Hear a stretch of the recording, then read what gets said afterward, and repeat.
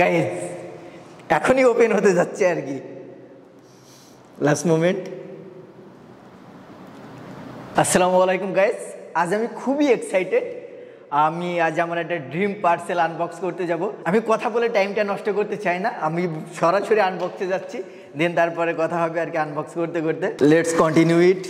প্রথমে ছিল একটা, আমি যেখান থেকে কিনেছি সেই শপির সিল সহ হচ্ছে প্যাকেজিং, প্রপার যে বক্সিংটা বাবল গাম দিয়ে সেটা। তো দেখি এটা হাত দিয়ে ওঠানো যায় কিনা।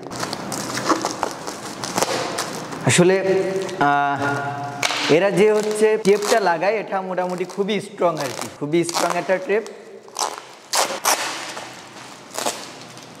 এখনই পড়ে যাচ্ছিল, কি একটা অবস্থা।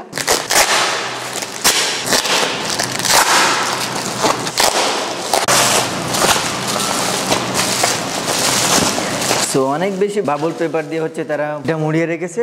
সো এটা অপ্রয়োজনীয় জিনিস, প্রয়োজন না এটার আমাদের, এটা অপ্রয়োজনীয় জিনিস।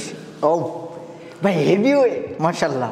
তো বক্সটা ওপেন করার ইজি ওয়েটা পেয়ে গেলাম।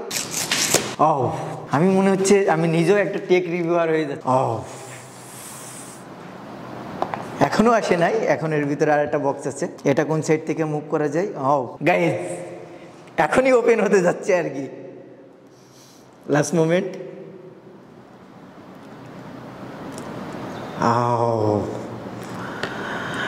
ওয়েলকাম টু নাথিং, মাশাআল্লাহ। ফোনটা আমি একটু সাইড করে নিই, ফোনটা সাইডে রাখি কিছুক্ষণের জন্য।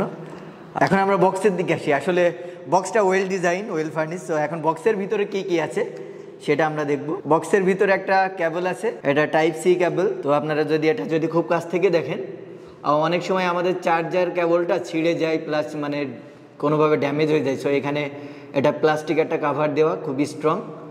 সো সেই দিক থেকে বিবেচনা করতে গেলে এটা ভালো। আর কি কি আছে আমি দেখি। ইউজিং ম্যানুয়াল একটা বুক, যেটা হচ্ছে প্রত্যেকটা ডিভাইসের সাথে দেওয়া সবচেয়ে আননেসেসারি একটা জিনিস, যেটার কোনো প্রয়োজন কখনো পড়ে না। ও আরও একটা কিছু আছে, এই যে এটা হচ্ছে সিম ইজেক্টর পিন আর কি। তো শুধু এতগুলোই, বাকি বক্স ফাঁকা, আর কিছুই নাই। এখন এগুলো আমার আপাতত আর প্রয়োজন নাই। আমরা চলে যাই হচ্ছে মূল ফোন আর কি।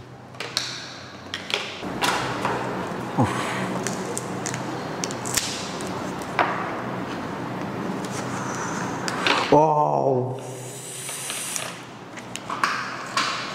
this is the first look of flagship phone.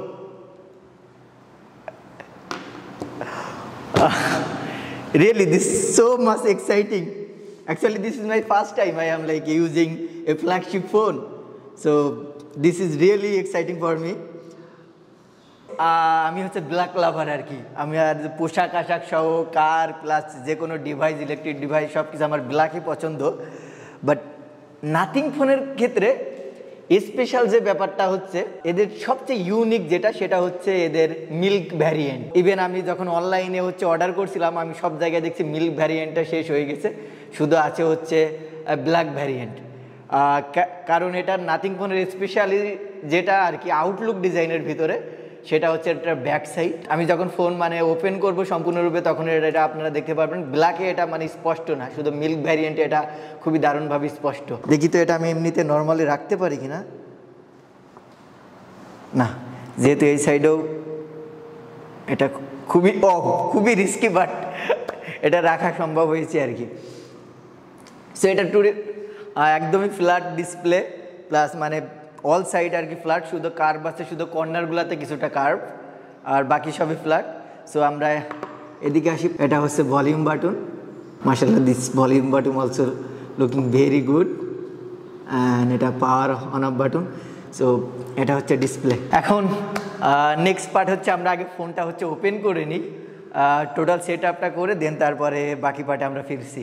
অনেক কষ্টের পর হচ্ছে আমরা হচ্ছে সেট আপটা করতে পারলাম। এটা হচ্ছে আমার নাথিং ফোনের হোম স্ক্রিন। সো নাথিং ফোনের হোম স্ক্রিনে কিছু স্পেশালিটিস, কিছু ব্যাপার আছে, এটা খুবই ওয়েল কাস্টমাইজ করা যায়। ইভেন পাশাপাশি এটা দেখতে মানে খুবই অসাধারণ আর কি। অ্যাপসগুলাও ব্ল্যাক ভ্যারিয়েন্ট, মাশাআল্লাহ। সো এটা গেল ওভারলুক যদি আপনারা কম্পেয়ার করেন, সো অনেকটা আইফোনের সাথে comparable. So mid budget range একটা ফোন, বাট এটা স্টিল হচ্ছে আইফোনের সাথে কম্পেয়ারেবল। সো আপনি যদি এর পারফরমেন্স সব কিছু কম্পেয়ার করেন, সো আইফোনের সাথে কম্পেয়ারেবল। ইভেন আপনি যদি ইউটিউবে অনেক হচ্ছে টেক রিভিউয়ারদের যদি রিভিউ দেখেন, তাহলেই সেটা হচ্ছে মানে আপনি অনেক ক্লিয়ারলি মানে সেটা বুঝতে পারবেন। আর মোস্ট ইউনিক যে ব্যাপারটা সেটা হচ্ছে এটা হচ্ছে ব্যাক সাইড সম্পূর্ণ ট্রান্সপারেন্ট। আপনি হচ্ছে ব্যাক সাইডে আপনার কোনো নোটিফিকেশান আসলে, কল আসলে ব্যাক সাইডে হচ্ছে এখানে হচ্ছে লাইটিং যে পোর্টগুলো আছে ওইগুলো জ্বলে উঠবে নোটিফিকেশনের সাথে সাথে। সো এটা গেল ফোনের ওভারঅল যে ব্যাপারটা। আর ফোন হচ্ছে এটা 12 GB র্যাম, 256 GB রোম। এটা আমার ফার্স্ট টাইম আর কি, মানে ফার্স্ট টাইমই যে আমি হচ্ছে 12 GB র্যামের কোনো একটা ফোন ইউজ করছি। ইতিপূর্বে আমি যেটা ইউজ করতাম সেটা হচ্ছে রেডমি নোট 9, যেটা হচ্ছিল মাত্র 4128। সেই জায়গায় থেকে একবারে মানে এখানে শিফট হওয়া আর কি। তো এখন আমরা এটার ক্যামেরা টেস্টিং দেখবো, সেটা আউটডোরে দেখবো আর কি। তো চলেন তাহলে আউটডোরে যাওয়া যায়। এখন যে ভিডিওটা করছি এটা হচ্ছে নাথিং ফোর 2 এর ব্যাক ক্যামেরা দিয়ে। তো এখানে নাথিং ফোর 2 তে দুইটা ব্যাক ক্যামেরা আছে, দুইটা আছে 50 মেগাপিক্সেলের। আমি ইতিপূর্বে কিছুটা ভিডিও নিয়েছি, তো ক্যামেরা কোয়ালিটি নিয়ে যদি কথা বলি তাহলে ক্যামেরা কোয়ালিটি আমার কাছে মনে হচ্ছে অ্যাভারেজ আর কি, মানে খুবই হাই কোয়ালিটির ক্যামেরা না, আবার খুবই যে খারাপ ক্যামেরা এমন না। বাট আমার কাছে মনে হচ্ছে এটা কিছুটা হচ্ছে মানে হোয়াইট একটু বেশি, যেটা সাপোজ আমরা যখন ক্যামেরা দিয়ে মানে আকাশের ছবি তুলি তখন ওটা খুবই মানে কালারফুল করে দেয়, বাট এটা অত বেশি কালারফুল করছে না। আর আদারওয়াইজ মানে মানুষের চেহারা এটা সেটা মানে কিছুটা ডিটেলস আছে, বাট আমার বেশি ভালো লাগে সবুজ জিনিসের ডিটেলস যদি কভার করতে পারে ক্যামেরায় তাহলে বেশি ভালো লাগে। বাট এটা তো সবুজ ব্যাপারটাও কেন জানি একটু মানে ধোঁয়াশা হয়ে যাচ্ছে। বাট ওভারঅল যদি বলি তাহলে হচ্ছে আলহামদুলিল্লাহ ওভারঅল গুড। এখন ভিডিও করছি হচ্ছে ফ্রন্ট ক্যামেরা দিয়ে। তো ফ্রন্ট ক্যামেরাটা হচ্ছে 32 মেগাপিক্সেলের আর কি। আর এখন যেটা ভিডিও করছি এটা আছে HD 30 FPS, 60 FPS-এরও আছে, বাট 30 FPS HD হলেই আমার মনে হয় এনাফ। বাট আমার কাছে ফ্রন্ট ক্যামেরা আলহামদুলিল্লাহ খুবই ভালো লাগছে, আপনারা যদি দেখেন আর কি। তো মোটামুটি গাছের পাতার ডিটেলস, ইভেন আমার ফেস ডিটেলস এভরি খুবই ভালো ক্লিয়ার। বাট যেটা বলছিলাম ব্যাক ক্যামেরার ক্ষেত্রে যে প্রবলেমটা ছিল, যদি হচ্ছে ব্যাকগ্রাউন্ড থেকে কোনো লাইটিং আসে তাহলে সেক্ষেত্রে একটুটা কেন জানি একটু সাদা সাদা ধোঁয়াশা আসছে, বাট ফ্রন্ট সাইড থেকে যখন লাইটিং আসছে তখন এটা খুবই দারুণ। তো শুধু ফোনের ক্যামেরায় না, ইভেন আমি যে হচ্ছে ক্যাননের যে ক্যামেরাটা ইউজ করি সেটাও সেম। আর লাইটিং যদি ফ্রন্ট সাইড থেকে আসে তাহলে সেটা খুবই সব কিছু ক্লিয়ার থাকে, বাট ব্যাক সাইড থেকে আসলে ওটা কেন জানি একটু ধোঁয়াশা হয়ে যায়, আনক্লিয়ার হয়ে যায়।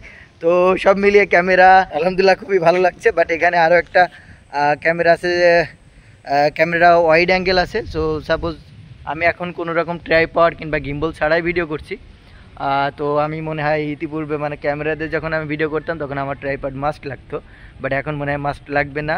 আর এদিকে যে আমি হচ্ছে ফোনের মাইক্রোফোন ইউজ করছি, আমার মাইক্রোফোন আছে, তারপর ফোনের মাইক্রোফোন ইউজ করছি। সো আশা করি ভয়েসও ভালো হবে। তো এখন নাথিং ফোন সম্পর্কে আমার ব্যক্তিগত কিছু কথা আর কি। কেন আমি নাথিং ফোন কিনলাম, আমার যেই বাজেট রেঞ্জের ভিতরে আমি ফোন কিনেছি, এই বাজেট রেঞ্জের ভিতরে আমি অনেক ধরনের ফোন পেয়ে যেতাম, বাট আমি কেন নাথিং ফোন কিনলাম? অ্যাকচুয়ালি আমার পছন্দ ছিল ফ্ল্যাগশিপ লেভেলের একটা ফোন, বাট আমার যে বাজেট, এই বাজেটের ভিতরে আমি ওই জায়গায় পৌঁছাতে পারছিলাম না। তখন আমি হচ্ছে ফোন নিয়ে অনেক রিসার্চ করা শুরু করলাম, কোন ফোনটা নিলে আমার ভালো হয়।